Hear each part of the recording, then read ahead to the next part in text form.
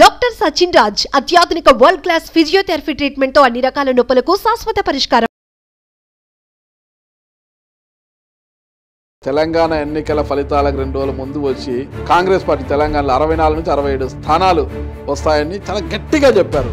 CM KCR గారికి CM యోగం అయిపోతుంది, రేవంత్ రెడ్డి సీఎం అవుతాడు అని చెప్పడం జరిగిందండి. మీరు మాత్రం ఎలా చెప్పారు అంత ఖచ్చితంగా? ఇక్కడ నేను చెప్పింది ఏం లేదండి, ఆ రోజు మీకు ఇంటర్వ్యూలో చెప్పాను, నా దగ్గర ఇది ఉందని. 2024లో ఏపీకి కాబోయే ముఖ్యమంత్రి ఎవరు? నాకైతే మళ్ళీ తిరిగి ముఖ్యమంత్రిగా. మీరు మామూలు మనిషే కదా, దివ్య దృష్టి ఏంది మీకు? ఇప్పుడు మీరు సిద్ధులా యోగులా? సిద్ధులు లేదు యోగులు లేదండి, నేను సంసారినే. ఇటు టికెట్ రాకపోతే అటు దూకడం, అటు రాకపోతే ఇటు దూకడం. వాస్తవంగా చెప్పాలంటే రాజకీయ నాయకులకి అన్నీ వదిలేశారు. ఏం వదిలేశారు? ప్రజాసేవ చేసే రాజకీయ నాయకులు ఎవరో లేరండి. నాగరాజు గారి పార్టీలో నాకు ఎమ్మెల్యే టికెట్ ఇస్తే నాగరాజు గారు మంచోడు, కాకపోతే తెల్లారే 35 మంది అసెంబ్లీ అభ్యర్థులను 3 పార్లమెంట్ అభ్యర్థులు ప్రకటించారు. వచ్చేది ఇదే, ఏది అధికార పక్షానికి 117, ప్రతిపక్షానికి 58. అంతే. అది ఎవరు ఉంటారన్నది వాళ్ళ చేతుల్లోనే ఉంది. మీ భవిష్యత్తు గురించి మీకు ఎప్పుడైనా అనుకున్నారు? ఎలా ఉంది నా భవిష్యత్తు అనేది?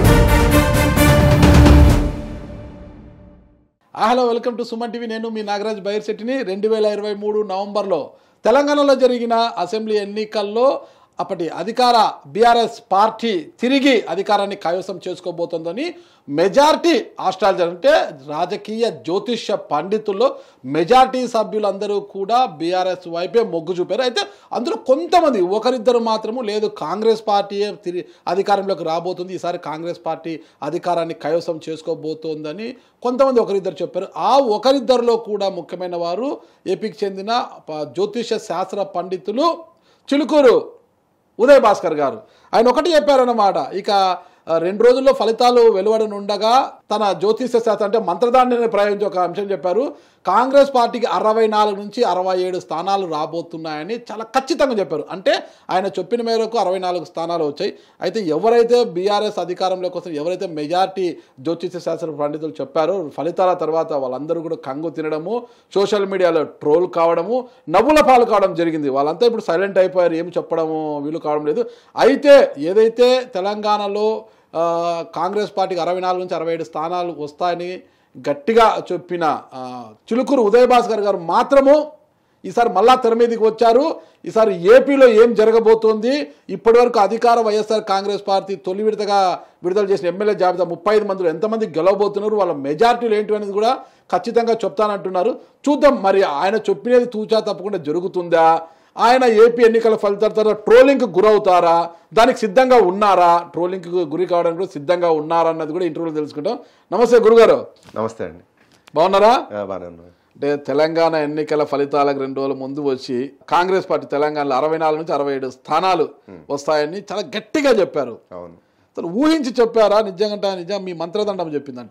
నేను ఇక్కడ ఊహించింది ఏం లేదండి. మిమ్మల్ని భగవంతుడు నాకు బుద్ధి పుట్టించి అడిగిచ్చాడు, నాకు అవకాశం ఇస్తారని, తప్పకుండా అని చెప్పి మీరు అవకాశం ఇచ్చారు ఈ ఛానల్లో చెప్పడానికి.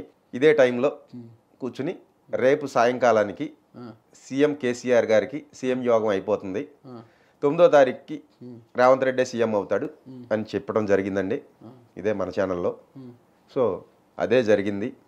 ఇదే విషయం నేను పొంగులేటి శ్రీనివాసరెడ్డి గారికి, ఆయన పార్టీలో జాయిన్ అయిన 1 నెల సుమారుగా అటు ఇటుగా 63 సీట్లతో కాంగ్రెస్ పార్టీ తెలంగాణలో అధికారంలోకి వస్తుంది. మీకు పాత ఇంటర్వ్యూలో కూడా చెప్పాను ఆయన గురించి. మా తాతగారు నాకు జ్యోతిష్యం చెప్పారు, మీ జాతకం ఇదే జరుగుద్ది. ఆయన మనోడగా నేను చెప్పే జ్యోతిష్యం రేపు తెలంగాణలో ఇదే జరుగుద్ది, సత్యం సత్యం అని 3 సార్లు WhatsApp text message plus WhatsApp కూడా చేశాను. మీకు ఒకవేళ సందేహం ఉంటే మీరు నేను శ్రీనివాసరెడ్డి గారిని కలుద్దాం, మనకి బాగా ఆప్తులే, వాళ్ళ మిస్సెస్ మా ఇంటి వెనకమాలే, మీరు నేను తప్పకుండా వెళ్ళి కలిసి మనం చూద్దాం. ఏపీ ఎన్నికల ఫలితాల తర్వాత చూద్దాం చెప్పబోతున్నారు. ఓకేనా? చాలా అంటే మెజారిటీ జ్యోతిష శాస్త్ర పండితులు ఎంతో మంది పేరుగాంచిన ఆహా ఓహో అనే జ్యోతిష శాస్త్ర పండితులు కంగు తిన్నారన్నమాట ఫలితాల తర్వాత, తెలంగాణ ఫలితాల తర్వాత. మీరు మాత్రం ఎలా చెప్పారు అంత ఖచ్చితంగా? ఇక్కడ నేను చెప్పింది ఏం లేదండి, ఆ రోజు మీకు ఇంటర్వ్యూలో చెప్పాను, నా దగ్గర ఇది ఉందని. ఏదుందని అదే మంత్రదండం ఉందంటే చూపిండి, నాకు లైవ్లో చూపించాలన్నారు. సో ఆ రోజు అనివార్య కారణాల వల్ల అది తేలేదు కాబట్టి చూపించలేదు. లేకపోతే ఆ రోజే జాతకాలు లేవు నా దగ్గర, కేసీఆర్ గారిది, రేవంత్ రెడ్డి గారిది. ఆ రోజు ఈ మంత్రదండంతో అదే చెప్పగలిగేవాడిని. ఓకే. సో అది మనం ఆ రోజు మిస్ అయ్యాం. ఓకే. ఇవాళ అయితే మళ్ళీ మీకు లైవ్లో చూపిస్తాకి తెచ్చాను.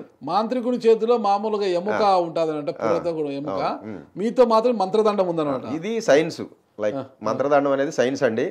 నేను క్షుద్ర మాంత్రికుని కాదు, నా దగ్గర ఎముకలు లేవు. ఇది ఓన్లీ సైన్స్. ఇందులో వాడే పదార్థాలు ఏమన్నా చెప్పమన్నా నేను పర్సనల్ గా చెప్తా మీకు, కానీ బహిరంగంగా మాత్రం చెప్పకూడదు. దీన్ని దుర్వినియోగం చేయకూడదు, చెప్పకూడదు.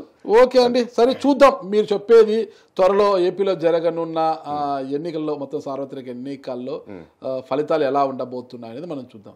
ఓవరాల్ గా చెప్పాలంటే 2024లో ఏపీకి కాబోయే ముఖ్యమంత్రి ఎవరు? ఓవరాల్గా అయితే నాకు కనపడే ఇదిలో, మీకు కనపడే ఇదిలో అంటే ఏది? ఇదిలో దివ్య దృష్టి అనుకోండి, లైక్ ఇంకో సైన్స్ అనుకోండి, ఆధ్యాత్మికం అనుకోండి, ఏదైనా అనుకోండి, మీరు దానికి ఎన్నైనా పేర్లు పెట్టుకోండి. నాకైతే మళ్ళీ తిరిగి ముఖ్యమంత్రిగా జగన్మోహన్ రెడ్డి గారే అవుతున్నారని కనపడుతుంది. మీరు మామూలు మనిషే కదా, దివ్య దృష్టి ఏంది మీకు? అంటే మనసును అంతర్ముఖం చేస్తే ఉందా మీకు? లేదు లేదు.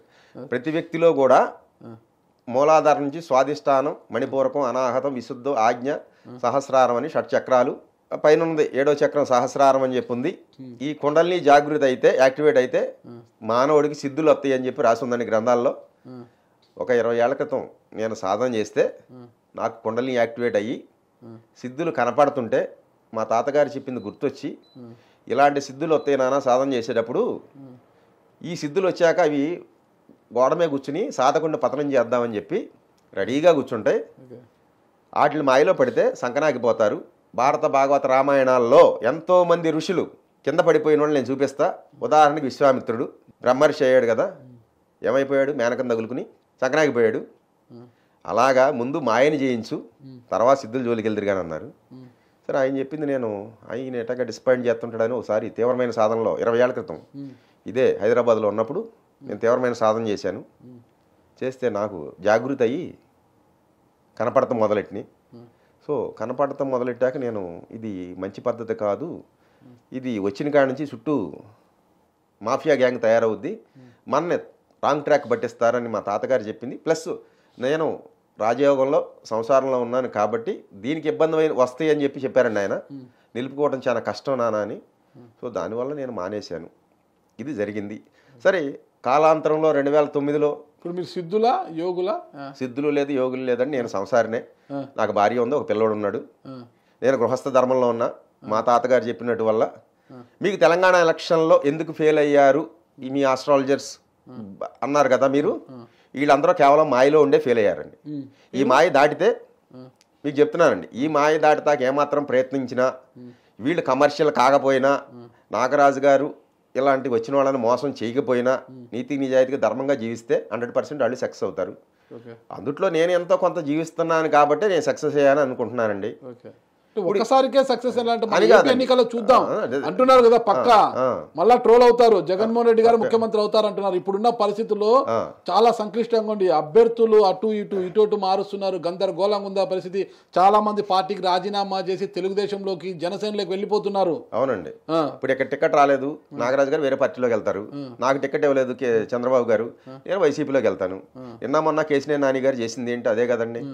అలాగే కేసీఆర్ నాని అటువైపు వెళ్తే సింగిల్ సంజీవ్ కుమార్ ఇటువైపు వచ్చాడు. వస్తుంటారండి ఈ కప్పెటి తక్కిలు అన్నట్టు. ఏదో ఇటు టికెట్ రాకపోతే అటు దూకడం, అటు రాకపోతే ఇటు దూకడం.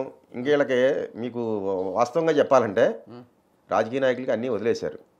ఏం వదిలేశారు? ఇక చెప్పకూడదండి, చెప్పండి మినిట్తో. అది ఎందుకంటే ఇవాళ కేవలం అధికారమే లక్ష్యం, నాకు పదవే లక్ష్యం తప్ప ప్రజాసేవ చేసే రాజకీయ నాయకులు ఎవరో లేరండి. ఇది పైకి మాటలు చెప్తుమే తప్ప ఎంతవరకు కూడా నాగరాజు గారి పార్టీలో నాకు ఎమ్మెల్యే టికెట్ ఇస్తే నాగరాజు గారు మంచోడు, కాకపోతే తెల్లారే ఇవాళ మీరు నిరాకరించారు, మీరు చెడ్డోడే, నేను వేరే ఇంకొక పార్టీలోకి వెళ్ళిపోతాను. ఇదే జరుగుతుందండి. జగన్మోహన్ రెడ్డి గారు ప్రజాసేవ చేస్తున్నారా? ఆయన ప్రజాసేవ చేస్తున్నారా అనేది రేపొద్దున ఎలక్షన్ రిజల్ట్ని బట్టి మీకు ఆయన ఏదో నవరత్నాలు పథకాలు పెట్టాడండి. రేపు ఎలక్షన్ రిజల్ట్లో ఆయన గెలిస్తే ఆ పథకాలు పెట్టినట్టు సేవ చేసినట్టు. అదే ఆయన ఓడిపోయాడు అనుకోండి, ఆయన పథకాలు సేవ చేసినట్టు కాదు ప్రజలకి. మీ జ్యోతిష్ శాస్త్రం ఏమైపోలే అప్పుడు ఏమండి మీ జ్యోతిష శాస్త్రం ఏమైపోవాలి? మేము దర్శించి చెప్పేది అదే కదా, సేవ చేశాడా లేదా అనేది.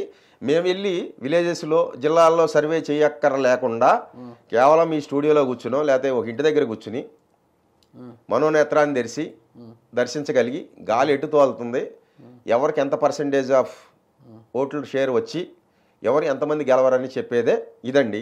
ఇక్కడ మీకు ఒక్క నిమిషం అండి, ఇక్కడ చెప్పే నాలో దోషం ఉండొచ్చు తప్ప భగవంతుడిలో చైతన్యంలో దోషం లేదు. మీకు ఉదాహరణ చెప్తున్నా, ఇక్కడ నేను చెప్పేది జరగలేదు అంటే నాకేదన్నా మాయపర అజ్ఞానం వచ్చి అడ్డపడి అటు దిట్టుగా ఇటు దట్టుగా కనపడి చెప్తే నేను దోషం నాది.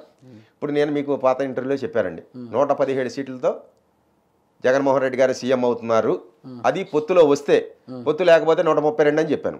ఇది చెప్పింది నేను కాదు, భగవంతుడని పైన విశ్వంలో ఉన్న శక్తి అని నేను ప్రగాఢ విశ్వాసిస్తున్నా. ఈ చెప్పే నాలో మాయ ఉంటే ఇదే 117 చంద్రబాబు అవుతారు, జగన్మోహన్ రెడ్డి గారు 58 అవుతారు. ఇక్కడ మీకు ఫిగర్ చెప్తున్నానండి, ఏది ఒక సీట్ అటు ఇటు అవ్వచ్చు. ఇక్కడ నేను జ్ఞానం లేకుండా మాయలో ఉండి చెప్తే అటు తిట్టి ఇటు దడ్డు అవుతుంది తప్ప ఫిగర్ మారదండి. అది మీకు చెప్తున్నా కదా, వచ్చేది ఇదే. ఏది అధికార పక్షానికి 117, ప్రతిపక్షానికి 58 అంతే. అంతే. అది ఎవరు ఉంటారన్నది వాళ్ళ చేతుల్లోనే ఉంది. దీన్ని బట్టి వాళ్ళు స్టెప్లు వేస్తారు. కాకపోతే ఇక్కడ నేను ఏదైనా స్వార్థం, నాకు ఇంకేదన్నా మాయని జయించలేకుండా ఉండి నేను గన దర్శించగలిగితే నాకు చెప్పే తప్పు అవుద్ది తప్ప తప్పు నాలోనే ఉంది, జ్యోతిష్యంలో లేదు, భగవంతుడిలో లేదండి. అర్థమైందండి? జరిగేది అది. ఇప్పుడు రేపు జరిగింది అనుకోండి, నేను మాయను దాటి చూసి చెప్పినట్టు. ఒకవేళ నేను జరగకపోయిందంటే రిజల్ట్ అయితే అదే వస్తుంది, నేను మాయను దాటలేదు. ఇంకా మీ భవిష్యత్తు గురించి మీకు ఎప్పుడైనా అనుకున్నారు, ఎలా ఉంది నా భవిష్యత్తు అనేది?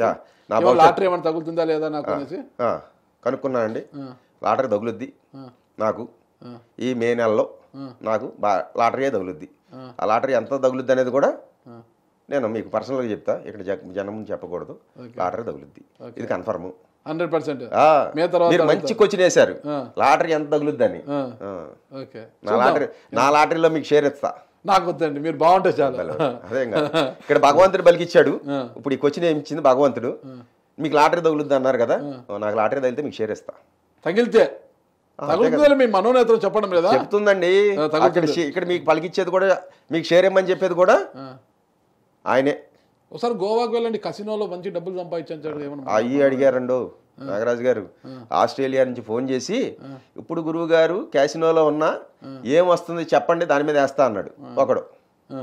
చెప్పా, రే గురువుగారు పక్క నెంబర్ ఆగిందండి, 25 మీరు చెప్పారు కదా, పక్క నెంబర్ ఆగిందండి అనేవాడు. అలా 3 సార్లు జరిగింది. ఓహో అలాగా, సరే నాన్న మంచిదే, సంతోషం, ఇంకెప్పుడు ఫోన్ చేయమాకు నాకన్నా. ఇక్కడ ఎందుకంటే వాడు నిజం చెప్పడు కదా, అక్కడ ఉన్నోడు నిజం చెప్తాడా? ఎందుకంటే చెప్తే మళ్ళీ మనకి గురువు గారికి దక్షిణ ఇచ్చుకోవాలి కదా. ఎంతోమంది అబద్ధాలండి, మన శక్తిని అలా దుర్వినియోగం చేయకూడదు. ఏది క్యాసినోలకి, క్రికెట్ బెట్టింగ్లకి.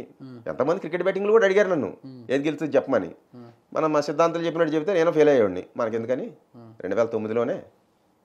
ఓకే సరే, ఓకే. ఎటు తిరిగి ఏ పరిస్థితులు ఎలా ఉన్నా అధికార వైఎస్ఆర్ కాంగ్రెస్ 117 స్థానాలతో ముఖ్యమంత్రిగా మళ్ళా జగన్మోహన్ రెడ్డి మళ్ళీ బాధ్యతలు చేపట్టబోతున్నారు. ఇకపోతే ఇప్పుడున్న పరిస్థితుల్లో జగన్మోహన్ రెడ్డి గారు ఇటు క్యాండిడేట్ అటు, అటు క్యాండిడేట్లు ఇటు మార్చారు, ఎమ్మెల్యేలను అటు, మంత్రులను టికెట్లు పీకేశారు, కొంతమంది మంత్రులను పీక్ అవతల పడేశారు, కొంతమంది మంత్రులను తీసి మా ఎంపీలుగా పంపించారు, కొంతమంది ఎమ్మెల్యేలు ఇటు, కొంతమంది టికెట్లు లేవన్నారు, అటు ఇటు చేశారు కదా. అంటే తొలి జాబితాలో తీసుకుంటే మనకి ఇప్పటివరకు అఫీషియల్ గా 3 ఎంపీ అభ్యర్థులను ప్రకటించారు. అధికార వైఎస్ఆర్ కాంగ్రెస్, టీడీపీ, జనసేన, ఇంకా పొత్తులు అభ్యర్థులు ఏంటి అనేది ఇంకా చర్చలో ఉన్నారు. బీజేపీ కూడా వాళ్ళతో కలిసి వస్తుందా లేదా పక్కన పెడితే అధికార వైఎస్ఆర్ కాంగ్రెస్ దీంట్లో ముందడుగులో ఉంది. 35 మంది అసెంబ్లీ అభ్యర్థులను, 3 పార్లమెంట్ అభ్యర్థులను ప్రకటించింది ఇప్పటికే. ఒకసారి మనం వీటి గురించి చర్చిద్దాం, వీళ్ళలో ఎవరికి బలాబలాలు చూద్దాం. అనంతపురం నియోజకవర్గానికి సంబంధించి అనంతపురం పార్లమెంటుకు మాలగుండ శంకర్ నారాయణ వైఎస్ఆర్ కాంగ్రెస్ పార్టీ అభ్యర్థి. ఇతని పరిస్థితి ఏంటి, ఎంత మెజార్టీ రావచ్చు ఇతనికి, ఓడతాడా గెలుస్తాడా? శంకర్ నారాయణ మెజార్టీ అనేది మనం తర్వాత చెప్పుకుందామండి, గెలుపు అయితే సత్యం. శంకర్ నారాయణ అసలు హిందూపురం సంబంధం అయినా, హిందూపురం పార్లమెంటు అనంతపురంకి వచ్చాడు ఆయన, ఎలా సాధ్యమవుతుంది అతనికి? ఇక్కడ సాధ్య అసాధ్యాలన్నీ కూడా పైవాడు లిఖించున్నాడండి. ఇక్కడ స్టెప్ వేయించాడంటే జగన్మోహన్ రెడ్డితో పైవాడు ఆడిచ్చేదే. ఇక్కడ జగన్మోహన్ రెడ్డి సినిమా ఆడేదేం లేదండి. జగన్మోహన్ రెడ్డి ఆడినా, చంద్రబాబు నాయుడు అయినా పైన రాసిన స్క్రిప్ట్ ప్రకారం ఆడతారు. అర్థమైందండి? ఈయన గెలుపు అవకాశాలు ఉన్నాయి. మెజార్టీ అనేది మళ్ళీ ఇంటర్వ్యూలో చేసుకుందాం. ఏది గెలుపు అవకాశాలు పక్కా. ఓడితే ఓడితే ఓడర్ అని చెప్తున్నాం కదండి మేము. మీ జ్యోతిష్ శాస్త్రాన్ని మానేసి ఇంట్లో కూర్చుంటారా? అలాగే అండి. మీరు కూర్చోబెడతానండి, మేము ఎందుకు కూర్చోం? ఓకే, మంచిగా. రైట్. ఓకే. హిందూపురం పార్లమెంట్ కు జొలదార్ శాంత, జె శాంత, ఈమె వైఎస్ఆర్ కాంగ్రెస్ పార్టీ అభ్యర్థి. ఇవన్నీ కూడా వైఎస్ఆర్ కాంగ్రెస్ పార్టీ నుంచి అడుగుతున్నాను. హిందూపురం నుంచి శాంత గారు పోటీ చేయబోతుంది. జొలదార్ శాంత అంటే బళ్ళారి మాజీ మంత్రి కట్టా శ్రీరాములు వాళ్ళ సోదరి. మరి ఈమె పరిస్థితి ఏంటి? ఏమో గెలుస్తుంది. ఓకే. అరకు భాగ్యలక్ష్మి ఇప్పుడున్న ఎమ్మెల్యే, పాడేరు ఎమ్మెల్యే భాగ్యలక్ష్మి గారిని అరకు పంపిస్తున్నారు. ఆమె పరిస్థితి ఏంటి? ఎంపీగా పంపించారు. అది ఎస్సీ కాన్స్టిట్యున్సీ అనుకుంటా కదా, ఎస్టీ అరకు. ఆమె కూడా అతి క్లిష్టమైనా సరే గెలుపు అయితే అది ఎస్సీనా ఎస్టీనా అని తెలుసు మీకు, గెలుస్తుందని చెప్తారు మీరు. అదేలేండి, అరకు ఎస్టీలండి. సరే, మిగతా అన్ని ఎస్సీలు ఉన్నాయి కొన్ని, ఏది కాన్స్టిట్యున్సీలు. సరే, ఇక్కడ క్యాస్ట్ల గురించి మనకి దాని గురించి వద్దుగానండి. ఎవరైనా మానవులే. జనాభా ప్రాతిపదికన క్యాస్ట్ అనేది డిక్లేర్ చేసి ఎంపీ సీట్లు ఇస్తున్నారు రిజర్వేషన్ కోటాలో. సరే, ఎవరైతే ఏముందండి, భాగ్యలక్ష్మి గారు అయితే గెలుస్తారు. ఓకే. ఇక ఎంపీల పక్కన పెట్టేసి ఎమ్మెల్యేల జాబితా ఇది. నంబర్ 1 గాజువాక, అంటే విశాఖ జిల్లా గాజువాక, అంటే ఉమ్మడి విశాఖ జిల్లా గాజువాక, వరికూటి రామచంద్రరావు. ఇప్పుడున్న సిట్టింగ్ ఎమ్మెల్యేని పక్కన పెట్టి, ఓకేనా, వరికూటి రామచంద్రరావుని ఇన్ఛార్జిగా ఇచ్చారు. ఆయన ఎమ్మెల్యే అభ్యర్థి అయితే గెలుస్తాడా ఓడతాడా? గెలుస్తాడండి. ఎలా చెప్తారు? అతి స్వల్ప మెజారిటీ. మంత్రదండం చెప్పిందే ఇది చెప్పిందే అండి. ఇక్కడ నేను మంత్రదండం చెప్పింది. ఇక్కడ బలికేదంతా కూడా నా సొంత కవిత్వం ఏం లేదండి. చూడండి.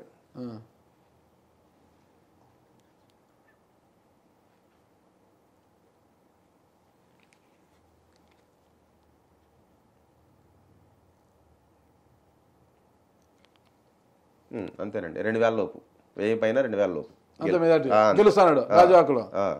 ఏంటండి ఇంత షాక్ ఇచ్చారు మీరు? రేపల్లె గణేష్, ఆయన పరిస్థితి ఏంటి? మంత్రదండాన్ని అడగాల్సిందేనా? అడగట్లేదని చెప్పేయచ్చు. అన్ని అడిగేసాను. ఇవన్నీ మీ ముందు కూర్చున్నప్పుడు అన్ని అడిగేసి ఇక్కడ కూర్చున్నా. ఓకే, మీరు లైవ్ లో అడిగండి, టపటపా అని చెప్పేస్తా. మరి రేపల్లె గణేష్ పరిస్థితి ఏంటి? ఇప్పుడు నేను ఇక్కడ చెప్పేదాన్ని మంత్రదండమేనండి. ఇక్కడ సొంత కవిత్వం ఏమీ లేదు. ఇవన్నీ వైఎస్ఆర్ కాంగ్రెస్ పార్టీ జాబితానే మీ మంత్రదండ ద్వారా చెప్పే. ఓకే. రేపల్లె గణేష్ పరిస్థితి ఏంటి? ఒక 500 నుంచి 800 ఓట్లతో బయటపడచ్చు అంతే. లేకపోతే పోయినా పోవచ్చు.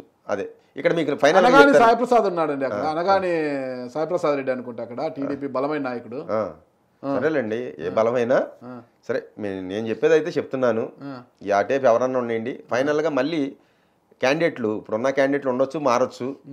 రేపు డిక్లేర్ అయ్యాక, నామినేషన్ విత్డ్రా అయ్యాక అటేపు ఎవరు ఇటేపు ఎవరు బలాబలాలు ఏంటని మళ్ళీ ఒక వీడియోలో మనం అన్ని చెప్పేసి. ఇప్పుడైతే ఇతనైతే గెలుస్తాడంటారు. ఓకే. మంగళగిరి గంజి చిరంజీవి గారు 5500 ఓట్లతో గెలుస్తారు. నిలబడిపోయింది లోకేష్ గారండి. మళ్ళా లోకేష్ గారు ఓడిపోతారు. పాదయాత్ర చేశారు. లోకేష్ గారు అక్కడ నిలబడతారు, వేరే చోట నిలబడవచ్చు. కానీ గెలిచేది అయితే చిరంజీవి గారు. Okay, right. అద్దంకి హనుమిరెడ్డి గారు కూడా 5000 ఓట్లు వరకు సాధిస్తారు. ఓకే. గుంటూరు వెస్ట్ విడుదల రజని. ఆమె కష్టం అండి. కష్టమా? విడుదల రజనీ కష్టం. ఆడ మద్దాలి గిరి గారిని పాపం పక్కన పెట్టి ఆయన వైఎస్ఆర్ కాంగ్రెస్ పార్టీని నమ్ముకొని టీడీపీలో గెలిచి ఆయన ఇక్కడికి వచ్చాడు. ఆయన చీటి చించేశారు వీళ్ళు. పాపం ఆయనకు అన్యాయం చేసింది ఈ పార్టీ, వైఎస్ఆర్ కాంగ్రెస్ పార్టీ. మరి అక్కడ తెచ్చి విడుదల రజనీ గారు అక్కడిని అకామిడేట్ చేశారు. ఆమె కష్టం అంటారు అయితే? కష్టం. Okay, right. విడుదల రజనీ గారు కష్టము. చిలకలూరుపేట మల్లెల రాజేష్ నాయుడు, ఈయన కూడా అది స్వల్ప మెజారిటీ, 1000 లోపుతో బయటపడచ్చు. ఓకే. విడుదల రజనీ గారు పెంట చేశారనే కదా ఇక్కడ తెచ్చి పెట్టారు. మరి ఎలా ఇతనికి ఆదరిస్తారు ప్రజలు? క్యాండిడేట్ మార్చారు కాబట్టి, అది కూడా అత్యల్ప మెజారిటీతో అటు కూటమి పోటీతో వస్తుంది కాబట్టి బయటపడే అవకాశాలు ఉన్నాయి. Okay, right. సంతనూతలపాడు మేరుగు నాగార్జున గారు గెలుస్తారని ఒక 4000 ఓట్ల మెజారిటీ. ఇంతవరకు ఏంటంటే టిఎస్ సుధాకర్ గారు ఈయనకు బాధ్యతలు ఇవ్వలేదు, నియోజకవర్గంలో ఎవరు సహకరించడం లేదు, క్యాడర్ మొత్తము మాకు జగన్మోహన్ రెడ్డి గారు కాదు సీనన్న చెప్తేనే మేము పని చేస్తాం ఇక్కడ అంటున్నారు. ఆయన నాకేం సంబంధం అంటున్నారు. ఒంగోలు ఎమ్మెల్యే బాలినేని శ్రీనివాసరెడ్డి గారు. ఇంకా ఆయన వరకు ఏంది, ఆయన వేమూరులో ఆయన చేసిన కథ కమామిషి అందరికి తెలిసినదే. అక్కడ ఆయన కష్టమని ఆయనకి ఇక్కడ పంపిస్తుంటే ఇక్కడ గెలుస్తారు ఆయన. అదేనండి, ఎన్నైనా చేయొచ్చండి.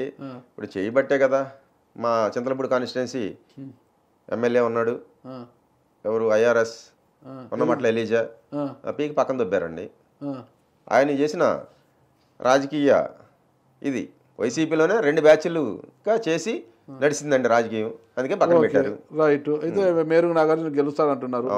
తాడికోట మేకతోటి సుచరిత ఆమె ఒక 2000 ఓట్లతో బయటపడొచ్చండి. ఓకే, సరే, ఆమెకు అనుకూలము. వేమూరు వరికూటి అశోక్ కష్టం అండి. కష్టము ఎందుకు? అలా మేరు నాగార్జున గారు చేసిన పని ఏం చేశారు? కష్టం. ఓకే, అది కష్టం అంటే కష్టమేనండి. ఓకే, అవుతుందంటేనే డౌట్, కానీ మీకు ఇష్టం లేదు కాబట్టి కష్టము. అదేం లేదండి, ఇక్కడ నా ఇష్టాలతో సంబంధం లేదు. అసలు ఆయన ఎవరో కూడా నాకు తెలియదు. నేను చెప్పే జ్యోతిష్యం, భవిష్యత్తు, తెలంగాణ 63 ఏడు చెప్పాం, అదే చెప్తున్నాను తప్ప ఇక్కడ రిజల్ట్ మెజార్టీలు కూడా ఇస్తున్నాం. సరే, తెలంగాణలో కూడా ఇచ్చాము. అవి గాలి తోలి మనం ఇచ్చిన దానికి 4 times ఎక్స్ట్రా వచ్చిందండి. ఖమ్మంలో పొంగులేటి గారికి 13,500 అని ఇచ్చాను, అది 52,000 వెళ్ళింది. 4-13 4 times పెరిగింది. అయితే గెలుస్తారు, అంటే గెలుస్తారు, ఎంత ఓట్ల మెజార్టీతో గెలవచ్చు అని ఇచ్చామండి. అందరూ కూడా మట్టా రాగమయ్యి గెలవదన్నారు, మనం అక్కడే చెప్పామండి ఆమె గెలుస్తుందని. ఆమె గెలిచిందండి. ఓకే, ఇక్కడ కొండేపి ఆదిమూలం సురేష్, ప్రస్తుత పురపాలక శాఖ మంత్రి ఆదిమూలం సురేష్ గారు ఉన్నారు. కొండేపి కష్టం. ఎందుకు? ఆయన మంత్రి బాగానే ఉన్నాడు, మంచి వ్యక్తి, మంత్రి అవ్వచ్చండి, మనకైతే కష్టం కనపడుతుంది. ఓకే, పత్తిపాడు గుంటూరు జిల్లా బాలసాని కిరణ్ కుమార్ అయినా కష్టం అంతే. విజయవాడ వెస్ట్ షేక్ ఆసిఫ్ గెలుస్తారండి. గెలుస్తారా? విజయవాడ సెంట్రల్ వెల్లంపల్లి శ్రీనివాసరావు కష్టం. ఎందుకు? అంతేనండి, జాతకము అంతే. భవిష్యత్ దర్శిని. ప్రజలకు ఓట్లు వేసేది జాతకమా? ప్రజలు ఓట్లు వేస్తారా? అదే కదండి, ప్రజలు నిర్ణయించేది నేను చెప్తున్నా జాతక రూపంలో. రైట్. పాడేరు విశ్వేశ్వరరాజు ఆయన కష్టమేనండి. కష్టమే. అరకు గొట్టేటి మాధవి ఆమె గెలుస్తుందండి. ఇప్పుడు ఎంపీగా ఉన్నారు ఆమె. ఒక 3,000 పైన మెజార్టీతో, 3,000 పైన ఎంత అయినా రావచ్చు గాలి తోలితే. కళ్యాణ్ దుర్గం తలాలి రంగయ్య. అవును, ఆయన తీసుకొచ్చి ఇక్కడ పెట్టారు కదండి కళ్యాణ్ దుర్గం. అయినా కాపు రామచంద్రారెడ్డి నేను అక్కడ వేస్తాను అంటున్నాడు కదా, అయినా సరే ఒక 7,000 మెజార్టీతో తలారి రంగయ్య గెలుస్తారండి. అసలు మీరు చెప్తుంది నాకు అర్థం కాదు. ఆ జిల్లా వాసి నేను తలారి రంగయ్య గారు ఎంపీగా మంచి సక్సెస్ సాధించారు, ఇక్కడ ఎమ్మెల్యేగా వచ్చారు. ఆయనకు ఆపోజిట్ వచ్చి టీడీపీలో అమ్మిలేని సురేంద్ర బాబు అనేసి కోట్లకు పడగలెత్తిన ఆయన నోట్ల సంచులతో వస్తాడు. ఆయన కళ్యాణ్ దుర్గానికి నోట్ల సంచులు తీసుకొచ్చి ఆయన నోట్లో పరుస్తాడు. ఆయన రంగయ్య నోట్లు పరచరు. రంగయ్య నోటి మాటలు మాత్రమే, నోటి మాటలు ఉండవు రంగయ్య దగ్గర. నోటి మాటలు ఉండవు, నోటి మాటలే ఉంటాయి అంతే. నోటి మాటలు ఉండవు రంగయ్య గారి దగ్గర. ఓన్లీ నోటు మాటలు ఉండవు, నోటి మాటలు మాత్రమే ఉంటాయి రంగయ్య గారి దగ్గర. ఎలా గెలుస్తాడు? బాగా చెప్పారు. ఇక్కడ రంగయ్యని చూసి ఓటేయరండి, జగన్మోహన్ రెడ్డి చూసి. అంతే, అర్థమైందండి. రంగయ్య జాతకము పవరా జగన్ గారి జాతకం? జగన్ గారి జాతకం వల్లే రంగయ్య గెలవడం తప్ప ఇక్కడ రంగయ్య జాతకం. Right right. పెనుకొండ ఉషాశ్రీ చరణ్ కష్టం అండి. కష్టం అంటారా? కొద్ది కూడా ఇష్టం లేదు. లేదు, కష్టమే. కష్టమే. ఓకే. చంద్రగిరి చెవిరెడ్డి మోహిత్ రెడ్డి మంచి మెజారిటీ, 10,000 పైన, 12,500 దాకా. వాళ్ళ ఆయన ఎప్పుడు 20,000 30,000 తెచ్చుకుంటాడు. సరే, ఈయన కొద్ది తగ్గినా ఇప్పుడు 2 పార్టీలు పొత్తులో వచ్చినాయి కాబట్టి 12,500తో కన్ఫర్మ్ గా గెలుస్తాడండి. మచిలీపట్నం యువ కెరాటం, యువ కిషోరం, పేరుని కృష్ణమూర్తి అలియాస్ పేరుని కిట్టు, 3,000 మెజారిటీతో తప్పకుండా గెలుస్తాడు. ఓకే. వాళ్ళ నాన్న ఆదరణ పనికి వస్తుంది ఈ అబ్బాయికి. ఏదైనా ఆయన ఆదరణ, జగన్ గారి ఆదరణ, ఏ ఆదరణ అయినా దీంట్లో గెలిపే అవకాశాలు ఉన్నాయండి. గుంటూరు ఈస్ట్ నూరి ఫాతిమా ఏమో మంచి మెజారిటీతో గెలుస్తుంది. ఓకే. షేక్ ముస్తఫా గారి గారాల పట్టిమే, ముస్తఫా గారి యొక్క 9,000 పైన. ఓకే, ఎంతైనా రావచ్చు. ఓకే. తిరుపతి భూమన అభినయ్ రెడ్డి ఈయనకో 10,000 వద్దండి. ఓకే. వాళ్ళ నాన్నే మన అతి కష్టం మీద 1,000-2,000 ఓటుతో బయటపడ్డాడు. వాళ్ళ నాన్న అదేమోనండి. ఇప్పుడు ఈయనకైతే గెలిపే. రైట్. ఎమ్మిగనూరు వెంకటేష్ ఆయన ఎడ్జిలో బయటపడతాడండి. అంతే అంతే. అది కూడా చెన్నకేశ్వరరెడ్డి గారి మద్దతు ఉంది కాబట్టి. రైట్. ఎర్రగొండపాలెం చంద్రశేఖర్ ఆయన ఒక 3-4 వేలు, అంతమించి అయితే రాదు. ఓకే. రైట్. కదిరి మక్బుల్ బాషా ఈయన 17,000 నుంచి 20,000 దాకా రావచ్చు. అసలు ఆయన ఇంతవరకు వైఎస్ఆర్ కాంగ్రెస్ జెండా పట్టలేదు, జెండా కట్టలేదు. ఆయన ఎవరికి తెలియదు. కదిరిలో ఎప్పుడు లేడు. బెంగళూరులో రియల్ ఎస్టేట్ వ్యాపారాలు చేసుకుంటే ఆయన కదిరికి వస్తే ఆయన గెలిపిస్తారు ప్రజలు. నేను ఒకటి చెప్తున్నా అండి, ఎలీజా ఎవరో మాకు తెలియదు. చింతలపూడి వచ్చాడు, 35,000 మెజార్టీతో గెలిచాడు. చింతలపూడి చరిత్రలో 35,000 మెజార్టీతో గెలిచింది విద్యాధర గారు ఒక్కడే. తర్వాత ఎప్పుడు గెలిచిన విద్యాధర గారు 1,500, ఇంకెవరు గెలిచినా 1,500తోనే గెలిచారండి. కానీ ఎందుకు గెలిచాడంటే 15,000తో 35,000తో గాలి. ఇప్పుడు ఈయన కూడా గాలి తోలొచ్చు. చూద్దాం. వైసీపీకి గాలి లేదంటున్నారు, ఫ్యాన్ స్పీడ్ తగ్గింది అంటున్నారు. 5లో పెట్టిన 1 స్పీడ్ తో తిరుగుతుంది అంటున్నారు టీడీపీ వాళ్ళేమో. కాదండి, గాలి అంటున్నారు. కాదు, ఇప్పుడు ఇక్కడ టైట్ గా గాలి తగ్గబట్టే అంతా 1000, 500, 2000 మెజార్టీలు కనపడుతుందండి. Okay right. పోలవరం తెల్లం రాజ్యలక్ష్మి భర్తకి వ్యతిరేకత ఉందనే కదండి మార్చేసింది. ఏమో కూడా ఎడ్జిలో బయటపడద్దండి. ఓకే. రాజమండ్రి రూరల్ చెల్లిపోయిన వేణుగోపాల్ కష్టం. ప్రస్తుత మంత్రి అండి. మంత్రి అయితే ఏముందండి అంతే అంటారా? Okay. Rajahmundry city Margani Bharat MP గారిని తీసుకెళ్ళి రాజమండ్రి సిటీ పెట్టాడు. యంగ్ అండ్ డైనమిక్ ఎడ్జిలో బయటపడతాడు. 3000 సినీ గ్లామర్ ఏదో ఒకటి అదండి. ఓకే. ప్రత్తిపాడు అదే కాకినాడ దగ్గర వరుపుల సుబ్బారావు కష్టమే. ఓం నమః శివాయ. ఓం నమః శివాయ. అంతే. ఓకే. జగ్గంపేట తోట నరసింహం 2000 పైన. ఓకే. అదండి. పిఠాపురం వంగా గీత ఆమె అంతేనండి 2000. అతి కష్టం ఆమె కూడా. పి గన్నవరం వేణుగోపాల్ ఈయన 9-10 దాకా లాగుతాడు. రామచంద్రపురం పిల్లి సూర్యప్రకాష్ ఈయన అలాగే 2000, 3000, 4000 దాకా మ్యాక్సిమం. ఓకే. పాయకరావుపేట కంబాల జోకులు ఈయన మంచి మెజార్టీ వద్దండి 20,000 దాకా. ఆయన ఎక్కడో నాకు తెలిసి శ్రీకాకుళం జిల్లా అనుకుంటా. ఆయన అది శ్రీకాకుళంలో విజయనగరం జిల్లాలో ఆయన తెచ్చి ఇటు వేస్తున్నారు. ఎక్కడైతే ఏంటండి పాయకరావుపేట ఇప్పుడు మీరు అడిగిన అన్నిటిలోకి మెజార్టీ వచ్చేది అదే. గొల్లబాబురావు గారు చాలా అభివృద్ధి చేశారంటాడు, పొగుడుతున్నారు జనాలంతా. ఏదైనా చేయండి. ఇక్కడ మీరు ఇప్పుడు అడిగిన 35 నియోజకవర్గాల్లో అత్యధిక మెజార్టీ వచ్చేది పాయకరావుపేట. ఓకే. అది ఏమో చూద్దాం. మీ జ్యోతిష శాస్త్రం మీరు ట్రోల్ కావాలని ఉన్నారు కానీ తప్పే ఉంది. అనకాపల్లి భరత్ కుమార్ అనకాపల్లి 3000, 3500 అంతే. ఇంకా లాస్ట్ అండి రాజేష్ ఆయన 16,000 దాకా లాగొచ్చండి. ఇవన్నీ ఆ మంత్రదండమే చెప్పిందా? అంతా అది చెప్పిందేనండి. ఇక్కడ నేను సొంతంగా చెప్తున్నాను, మీకు చెప్పట్లేదు. ఏమండి ఇక్కడ తప్పు ఏదైనా ఉంటే నాలో ఉంది కానీ విశ్వంలో ఉన్న కాస్మిక్ ఎనర్జీలో లేదు. అది తప్పు ఏదన్నా ఉందంటే నాలోనే ఉంది. ఇప్పుడు రేపొద్దు నేను చెప్పింది జరగకపోయినా తప్పు నాదే కానీ భగవంతుడిది కాదు. అంతేనంటారా? అంతే. ఓకే. మీరు చెప్పిన లెక్కల ప్రకారం తీసుకుంటే తొలి జాబితా 35 మంది ఎమ్మెల్యేలకు గాను 26 మంది అధికార వైఎస్ఆర్ కాంగ్రెస్ అభ్యర్థులు గెలుస్తారని చెబుతుండగా 9 మంది మాత్రమే టీడీపీ జనసేన కూటమి గెలుస్తారని చెప్తున్నారు. అవునండి, కన్ఫర్మ్ ఓడిపోతారు. ఇందుట్లో కూడా ఇప్పుడు నేను చెప్పిన 500, 1000, 2000 చూసారండి. వీళ్ళు కష్టపడకపోతే ఇప్పుడు మనం చెప్తామని వీళ్ళు కూడా ఒక 8 మంది మాక జాతకం బాగుంటే కష్టపడకపోయినా గెలుస్తారని చెప్తున్నారు. మీరు కష్టపడకపోతే ఎందుకు గెలుస్తారండి? లేదండి, జాతకం చెప్తున్నాము, కష్టపడితేనే పని అవుద్ది తప్ప ఎవరు జాతకాన్ని వాళ్ళే రాసుకుంటారు. కృష్ణరాజు గారు చెప్పారు కదండి, ఎవరు ప్రభాస్ సినిమాలో రాధేశ్యామ్, ఏం బంగారు 99% మనం చెప్పింది కాదు జరిగేది, ఎవరి జాతకాన్ని ఆడే రాసుకుంటున్నాడు. ఉన్న 100లో 99 లెక్కలు ఎందుకు వారి జాతకం రాసుకుంటే మీరెందుకు జాతకాలు చెప్పడం? ప్రభాసు నేను చెప్పాను, ఇప్పుడు వరకు నేను చెప్పింది ఎక్కడా తప్పలేదు, 100కి 99% నేను చెప్పింది జరిగింది అన్నాడు కాబట్టి ఆయన చెప్పాడండి. 100కి 99% వాళ్ళ జాతకాన్ని వాళ్లే రాసుకుంటున్నారని.